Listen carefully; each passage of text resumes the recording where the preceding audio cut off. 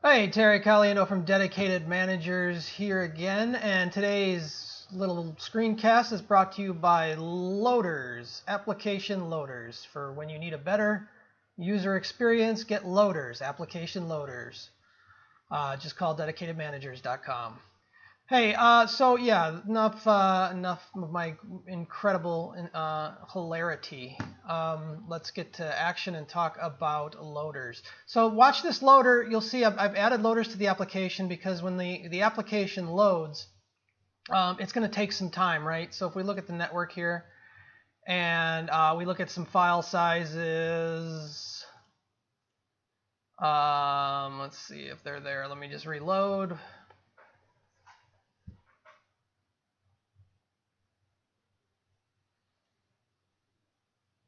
Well, I don't know why the initial index is not showing up, but if we look in the files, ultimately, with the build, let's see, where are we going here?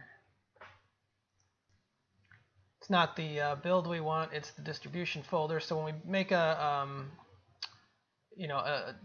files to distribute, ultimately, this is going to be the file that's going to run. So if I open the folder and look at the file size, well, it's probably the vendor one. It's going to be about 1 megs. That the user's going to have to download. So there's going to be some wait time there.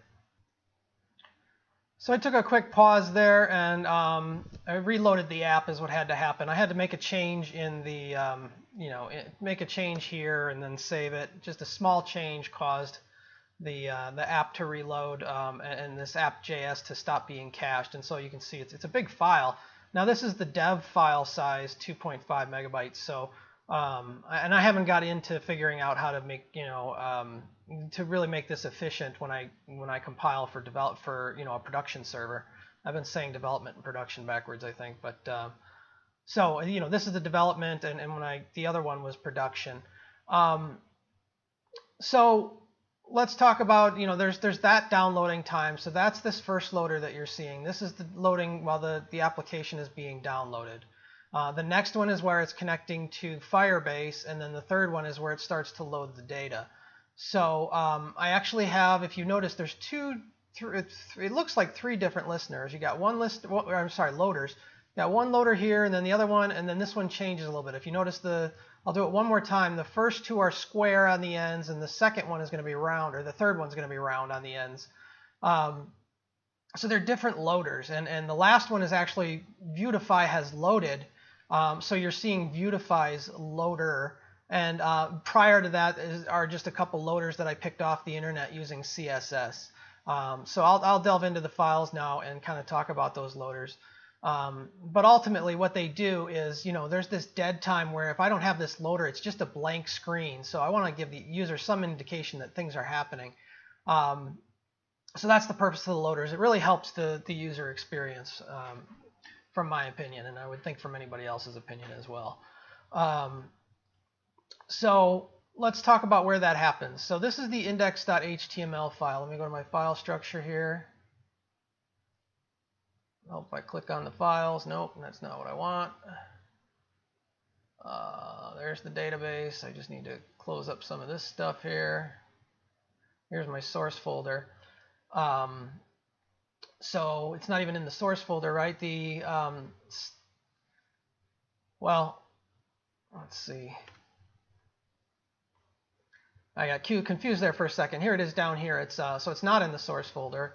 It's at the same level as it's your index file. This is ultimately going to get compiled into your index file. Maybe it just gets moved into your index file in the distribution folder. So that's going to end up here when you run the distribution. So this is the folder that you'll upload to the server.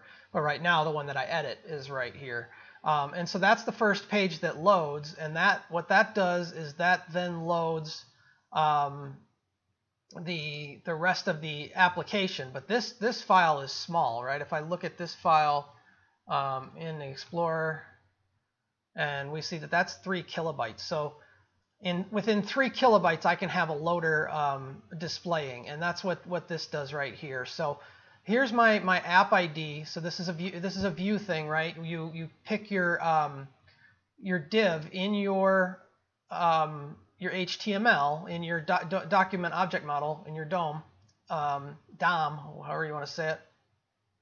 You pick that's where you're going to attach your view app, and that's determined by, I think it's in the source folder, app.view. When you load app.view, your first instance, nope, sorry, main.js.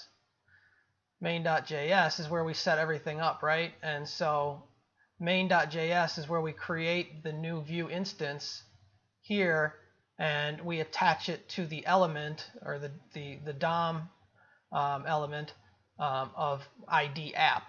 So that's that's where this is. So if you include a template variable, it overwrites what's in the currently in the div. So all this stuff that's in there right now, which is my first loader, I think it comes to about here. This all gets destroyed when the app actually gets loaded, but that's fine, because then I just create another loader from Vuetify, and that's why you see the loaders change. So anyway, this is just something I picked off the web. I don't even really fully understand it. I mean, it's just CSS that basically draws and transforms a circle and does some animation on it. Pretty cool stuff. It's for newer end browsers. I know that my app is going to be used in newer end browsers. I don't think this WebKit animation works everywhere. I am actually, I know my users are all going to be using Chrome, so I don't have to worry about Internet Explorer. I'm not sure if this does work in Internet Explorer. I haven't tested. I would think it does, but I'm not positive. Anyway, so that's all that takes. Again, I pulled that off the web somewhere. I'll say that again for the 5th time. I pulled that off the web somewhere. And so that shows this initial loader here. So loading application is what's underneath it. And then it says connecting. So the first one, though, is loading application. So we should see somewhere in this loader, here's the loader. There's the loading application.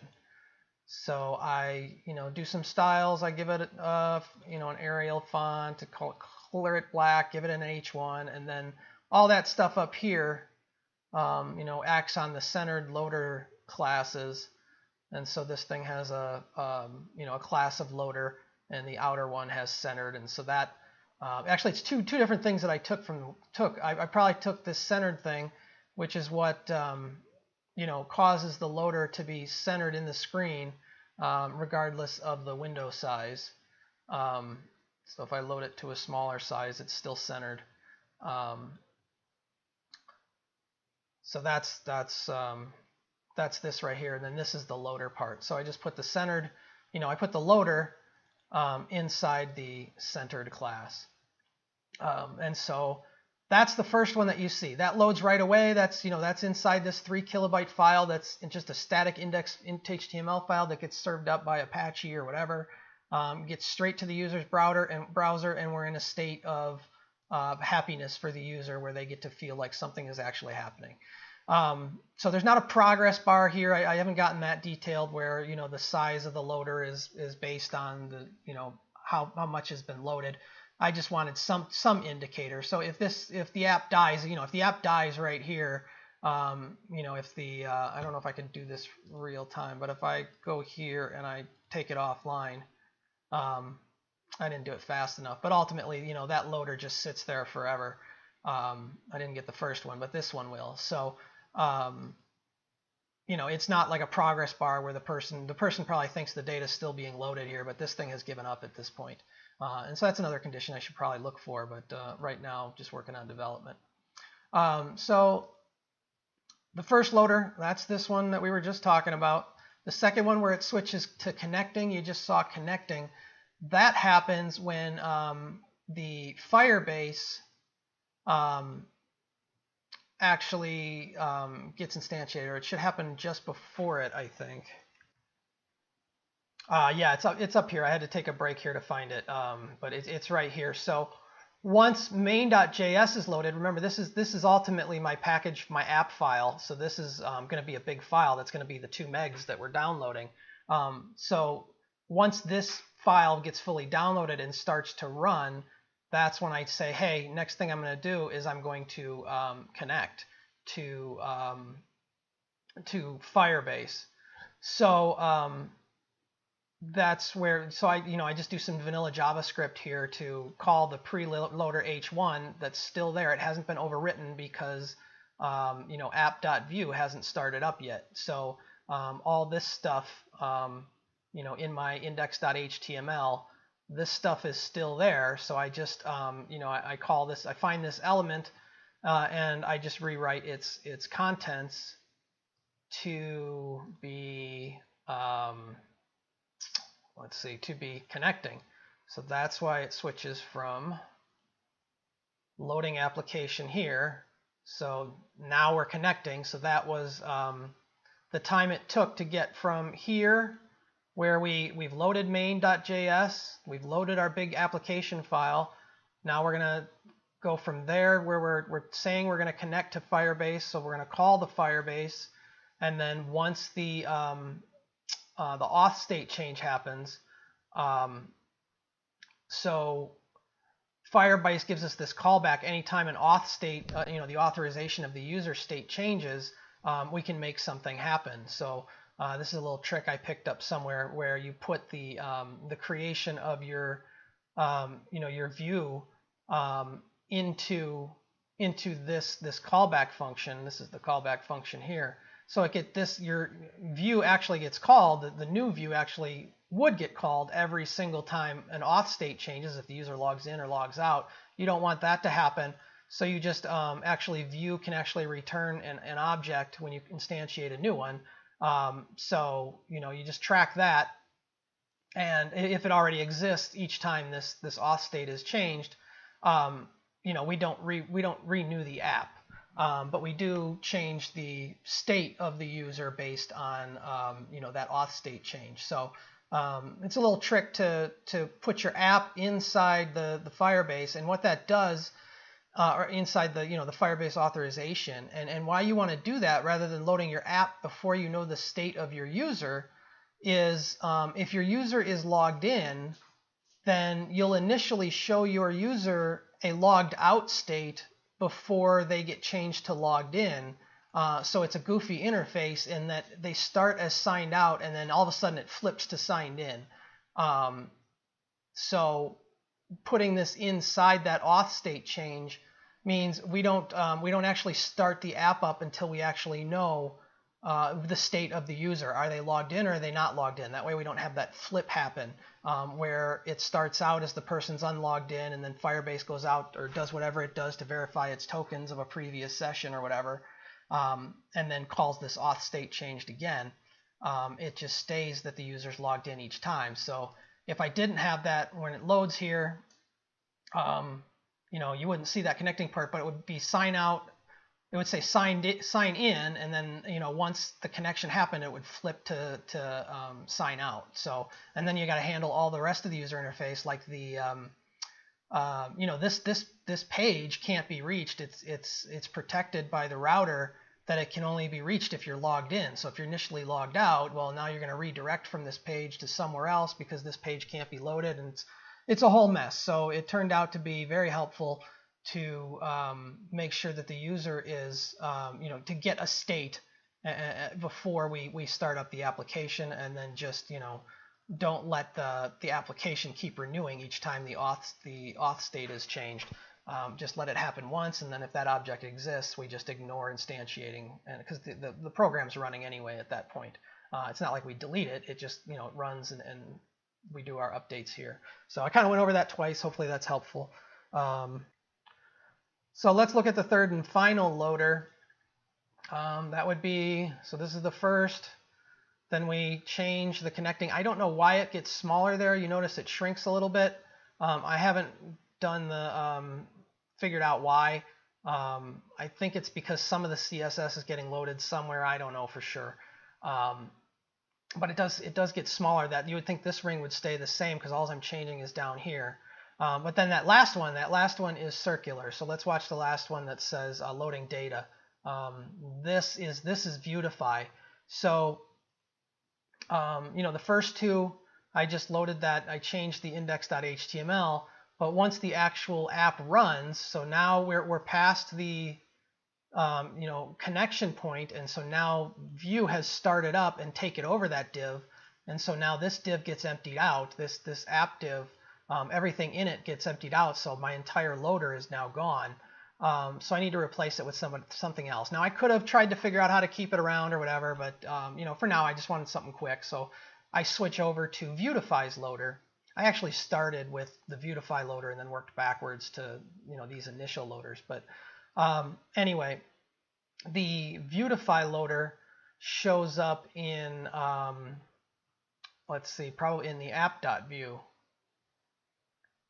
So now the app loads. So my everything's starting to show up. So I've loaded the app, I've connected to the database, and now I'm starting to populate the pages. Well, my app's running at that point, which means I'm starting to show these templates. And so I display these templates, but I have a variable that if I want the loading indicator to show, then I call Vuetify. So this is Vuetify's version of a loader. It's progress circular, and that shows up in the Vuetify documentation. Let's see, UI components, what was it? It was progress, JKLMNOP. I can do the alphabet sometimes. Progress, there it is. So here's the progress loaders. So you can choose from them, you can change the width and the size, and so the documentation tells you how to do all of that. So that's what I do there. I set the size and the width and the color, and now it says loading data below it. So we've switched to the app is loaded, and now I'm showing the loading indicator. It's its own it's its own part of the page, and so it shows, and then I have other stuff that I won't delve into right now that decides whether or not to show the router. I can't do an else here where I show if I wanted to originally. If I was showing the router, I didn't want to show any of the web page. But the problem is, if you do that, you get stuck here, and the router doesn't pass along its variables and do all the loading of the data that I need to load. So basically, within the router, I'll show this real quick. It probably won't make too much sense, but whatever router gets called, and ultimately my template, my container gets called.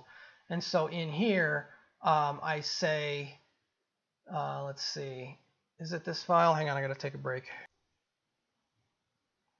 So actually here in the template container, that's the first file that gets loaded by the router. Actually, we should probably look at that. So here's the router. And so if the path matches DB, I call template container, or it doesn't matter what I call, it doesn't matter which path I'm taking. My loader is outside of the router, so my loader will always show if it's supposed to show. I hate that. Let me pull back up app.vue. And so, the router the router loads into this area, but all this stuff is already loaded. So here's my loading indicator. So, that just shows or doesn't show. It doesn't matter what the route is. And so I initially set it to show that it's loading, and then in here, once something loads, which is the, we'll go back to that template container, say we're loading an entity. Once the entity fully loads, now I show the layout template, which shows the form fields and everything. Somewhere in here when this entity gets loaded, I ultimately say, turn off that, turn this loading indicator to false, so that this VIF doesn't show this template area, which is my loader. And that's also a global variable. this is a Vuex variable that I store, so it can be accessed pretty easily from anywhere. So that's that's the main overview, the long 20-minute overview. There's more logic to it. I mean, I had to determine when to turn the loading indicator on and off. That was actually a task in itself. If you look at the, if you download the repository and you look at the diff files, I think it's this, right in here is where I made that change. I'll even show the commit ID. Let's see, where can I can just paste it somewhere. So if I just paste it up here, that's the commit ID. If you just copy the last 4 or whatever, you can load the commit if you know anything about Git. But anyway, that's about a ways back for me right now. But that's where I made a lot of those changes, where you see that I added this is me adding the loader. That's the green area. This is me doing, that's the centered for the once I use the Vuetify progress circular, I still need to center it, so I put that same centering stuff in the style. Remember, the main stuff gets overloaded. So here's the what am I looking at here? Dashboard. So dashboard, only shows the data if the loading indicator is not there, and it's got some functionality to set that loading indicator to true once when it's created, it turns the loading indicator on, then it calls to go and get. This is still hard coded. I need to fix that. I've moved everything to being dynamic from configuration files, but that's a whole nother video. Anyway, it goes out and dispatches and gets that data, and then once it gets that data, it sets that to false, which then shows the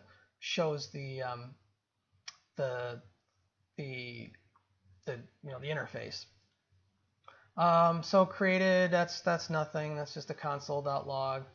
I had to put a watcher in there to watch the routes when the route changed, because and this is another thing I need to talk about in another video, is that next tick thing.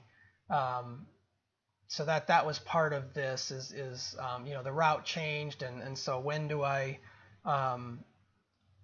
when I'm doing something like when we're here and we switch to another entity, getting that loader to show up. It's not showing up right now for some reason, but that was part of that logic there. That data loader there, that load up, that was part of that logic. It needed to be a watcher, because Vuetify, when you go from one template to the same template, it doesn't rerun the figures. It's not in this one. I'll get there. The created or the mounted functions. So so that's some of this that I'll talk about in another video. Subentity list. Let's see again here. When I add a new entity, right before adding a new entity, I say, hey, let's turn on the indicator, and now let's go and create that entity and do all that stuff. And then this, what are we in template container here? And this one I chose to do by set loading indicator, and here I don't show the template unless the entity has finally loaded. So some different logic there. I got to go back and rethink why I took it out of here. That's right. It was in this originally I had it in this template, but I wanted it global, so that's why this got moved to, in this commit, got moved to what was it, app.view. So yeah, it's a global thing, as opposed to being, I initially just had the loader on the form loading screen. So, and again, this got moved out to the global. So and again, here you can see, I guess I just got rid of I added a colon change there, and then just did some stuff to test with Firebase here. This doesn't really mean anything. And so then I created the loading indicator. This is the store, the global store. I created the loading indicator. as a variable that can be changed to false and true. I have a mutation to change that loading indicator so that it works properly with the Vuex debugger. This is just the console.log stuff, so that's just debugging. And then this is a whole nother issue that I'll talk about in another video. So that last part was probably pretty fast and unintelligible, but hopefully you got the idea that the goal here with loaders is to show along each way of the application where we're at, and that way if the person's connection slows down for some reason, they get some kind of indicator that things are changing. So Terry Caliendo, it's getting late. That was another long one, 25 minutes, pretty impressive. My voice is going. If you have any questions, feel free to throw it in the comments. Feel free to contact me. Hopefully you're learning something from this stuff. Hopefully it's worth my time. If it is, please throw a comment down that you found some of this useful. Just gives me motivation to keep doing more. Somebody gave me a compliment the other day, and it's a booster. It helps keep pushing forward. So thanks again, Terry Caliendo. Have a great day. Happy coding.